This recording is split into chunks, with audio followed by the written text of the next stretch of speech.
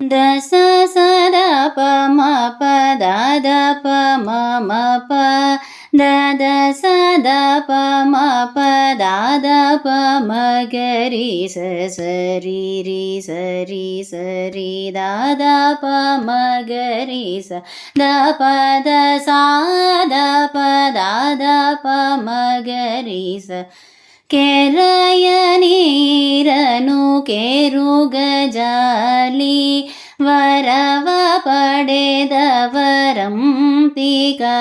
ನೀರು ಹರಿಯ ಕರುಣದ ಲಾದ ಭಾಗ್ಯವ ಹರಿ ಸಮರ್ಪಣ ಮಾಡಿ ಬ್ರತಿಕೆವು ಶ್ರೀ ಪುರಂದರ ವಿಠಲರಾಯ